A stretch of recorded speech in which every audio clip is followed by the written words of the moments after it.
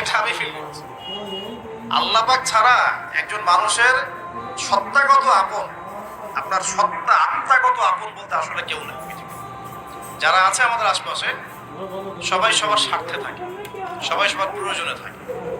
প্রয়োজন শেষ হলে আপনাকে চিনবেও না অনেকে। আপনি আমি যখন ইন্তেকাল করব এমন হবে 40 দিন পর কেউ আমাদের কবর জিয়ারত করবে কিনা সন্দেহ আছে। এগুলো বাস্তবতা। আর আমরা বোকা কেন জানেন? আমরা এই দুনিয়ার মানুষদের স্বার্থেই, আমার আশপাশের মানুষগুলোর স্বার্থেই সারা জীবন আল্লাহর বিরুদ্ধে চলি, আরাম খাই, সুদ খাই, ঘুষ খাই, দুর্নীতি করে ওদের মুখে হাসি ফোটানোর জন্য। যেই মানুষগুলো আমাকেই চিনবে না পরকালে, দুনিয়াতেই মারা গেলে আমাকে চিনবে না, তো সেই মানুষগুলোর জন্য আমি আল্লাহর বিরুদ্ধে চলে যাই। আমরা বোকা না? আর দেখবেন যেসব পুরুষরা সৎ থাকতে চায় তারা শেষ বয়সে খুব একা হয়ে পড়ে। খেয়াল করে দেখেন, যে পুরুষরা সৎ থাকতে চায় শেষ বয়সে গিয়ে দেখবেন তারা খুব একাকিত্বে ভুগছে। এখন একটা কমন সমস্যা এটা। অনেক প্রবীণ মানুষ যারা আছেন তারা কিন্তু একাকিত্বে ভোগেন, খুব একাকিত্বে ভোগেন।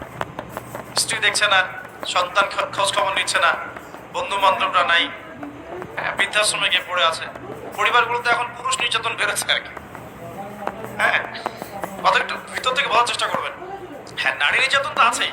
আমরা জানি এমন দুশ্চরিত্রের লম্পট অনেক পুরুষ আছে সমাজে, যৌতুকের জন্য মেয়েদেরকে চাপ দেয়, স্ত্রীদেরকে চাপ দেয়, তাই না? শারীরিক মানসিক নির্যাতন করে না? মেয়েদের প্রতিও চরম নির্যাতন হয়, কিন্তু পুরুষের উপরেও কিন্তু দিন দিন নির্যাতন বাড়ছে। আমরা কিন্তু এই সেন্সে বোকা হয়ে গেছি। চালাক হব কখন? যখন আমরা আমাদের দুনিয়ার প্রতিটা কাজ আল্লাহর সন্তুষ্টির জন্য করব। দুনিয়ার প্রতিটা কাজ যদি আমরা আল্লাহর সন্তুষ্টির জন্য করি, তাহলে আমরা কারো ব্যবহারে কথায় কষ্ট পাবো না ইনশাআল্লাহ। কারণ আমাদের সলাত, ইন্না সলাতি ওয়া নুসুকি মাহইয়ায়া ওয়া মামাতি, আমাদের সলাত সব স্যাক্রিফাইস, জীবন মৃত্যু কার জন্য? আল্লাহর কাছে আমার এক্সপেকটেশন থাকবে যে আল্লাহর কাছে আমি চাই, কোনো মানুষের কাছে কোনো এক্সপেকটেশন নাই, তখন আপনি কষ্ট পাবেন। জীবনে সুখে থাকার ফিলোসফি অফ হ্যাপিনেস হচ্ছে এটা। জীবনে সুখে থাকার, সুখী হওয়ার, এই দুনিয়ার জীবনে সুখী হওয়ার ফিলোসফি হচ্ছে যে আল্লাহ ছাড়া কারোর কাছে আশা করেন এবং আল্লাহ ছাড়া অন্য কারোর জন্য কোনো কিছু করতে চান, আল্লাহকে সন্তুষ্ট করার জন্য করতে চান। ইনশাআল্লাহ আল্লাহ পাক আপনাকে সবকিছুই দিবে ইনশাআল্লাহ। সম্মান, মর্যাদা, প্রতিপত্তি, মানুষের ভালোবাসা সবই পাবেন যদি আপনি আল্লাহর হয়ে যান।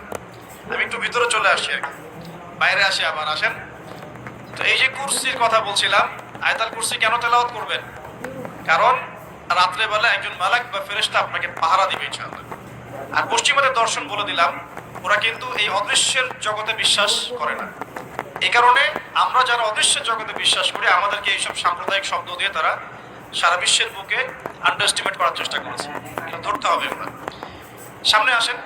এখন কুরসির পরে কি আছে? এই কুরসির উপরে আছে একটা মহাসাগর। কি আছে? মহাসাগর। নাসা কি বলেছে এখন পর্যন্ত?